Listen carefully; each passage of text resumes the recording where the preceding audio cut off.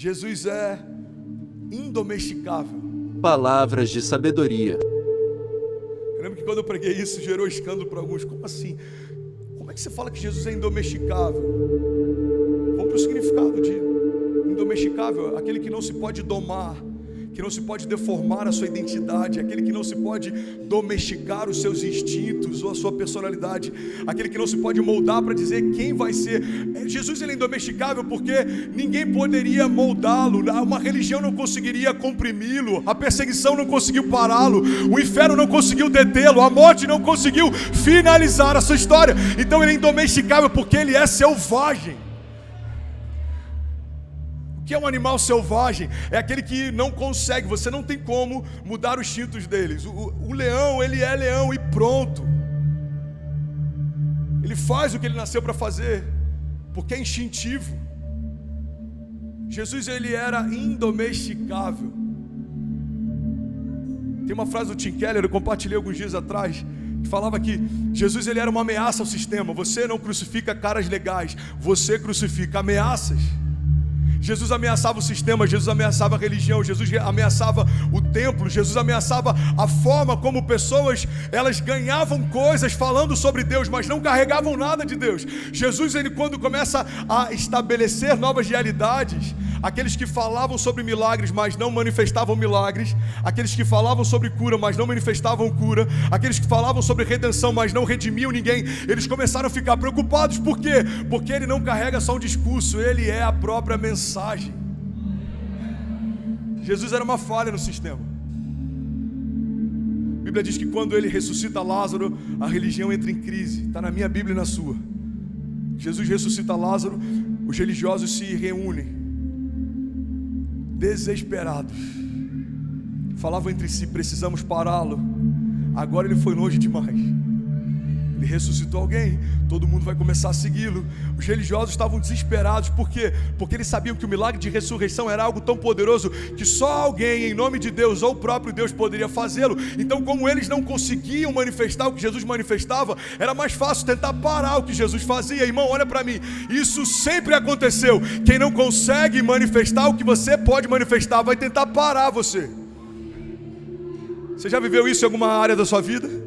Se nós vivemos, quem dirá Jesus, o Messias, o Verbo vivo? Todo o inferno se moveu para tentar pará-lo. O que eles não sabiam é que a morte não era o final de uma revolução, a morte de Jesus era o início dela. Tudo começa através da morte de Jesus. O autor da vida encontra a morte, para que eu e você pudéssemos encontrar a vida.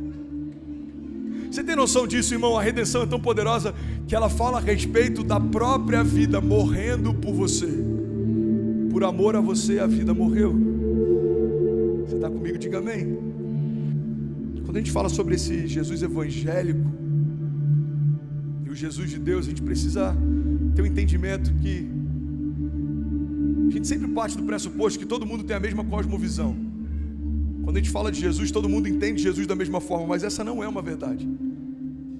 No Brasil, em especial, a gente enfrenta alguns desafios, porque a gente abraçou alguns ditados como se fosse quase como provérbios. A gente abraçou alguns ditados como se fossem quase que alguns versículos. Um deles, por exemplo, é que todos os caminhos levam a Deus.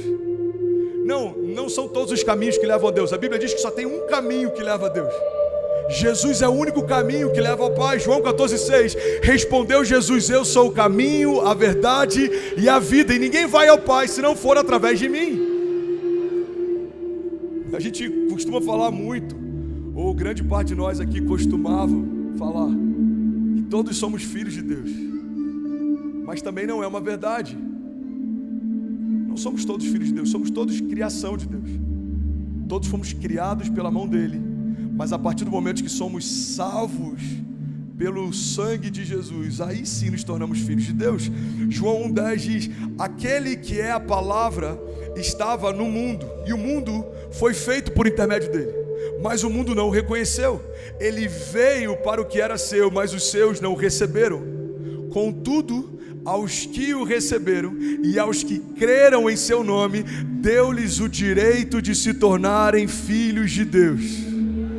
Essa é a parte que normalmente a igreja celebra. Os quais não nasceram por descendência natural, nem pela vontade da carne, nem pela vontade de algum homem, mas nasceram de Deus. Você sabia que essa é uma resposta até para você que talvez ouve dos seus pais que você nasceu por um erro ou por um descuido? A gente não tinha programado você, filho, acabou acontecendo. Não. A Bíblia está dizendo que você não nasceu por a vontade do homem ou da carne, mas você nasceu por um desejo do próprio Deus. Deus desejou você, Deus desenhou você, Deus formou você, e pela marca do pecado que você carregava, Deus morreu por você, para resgatar você, para redimir você. Será que alguém pode, pelo amor de Deus, dizer glória a Deus? Obrigado, Jesus, aleluia, aleluia. Deus não abortou o projeto chamado você. Que vamos ser sinceros, a gente se esforça em todo tempo para resetar o mais rápido possível tudo que a gente erra. Dentro do movimento de startups tem um movimento que é justamente pautado em você errar rápido para você resolver rápido. A gente faz projetos com uma viabilidade mínima para ver se eles não são sustentáveis, a gente já deleta de cara. A gente tenta se esforçar o mínimo possível para manter algo que não está dando certo. Por quê? Porque a nossa mentalidade descarta o que não dá certo e quer investir naquilo que está dando certo. Mas Deus não é homem, Deus é Deus. Você tem noção que o primeiro projeto, o primeiro número serial 0001 deu errado? Ele poderia ter abortado toda a linha de fabricação, mas ele falou: eu não abro mão daquilo que eu sonhei. Eu prefiro que o meu filho se entregue à morte do que abrir mão de todos os meus filhos que já foram sonhados. Irmão, olha para mim, o único filho de Deus se fez homem para que todos os homens pudessem ser feitos filhos de Deus. Deus aceitou a ideia de sentir a dor da perda de um filho para você nunca mais sentir a dor da ausência de um pai. Evangelho é sobre isso. João 3,16, né, versão dos incendiários. Porque Deus amou você de tal maneira que Ele aceitou a possibilidade de abrir mão de Jesus por alguns dias, mas não aceitou a ideia de abrir mão de você para sempre. Isso é redenção. Você está comigo? Diga amém.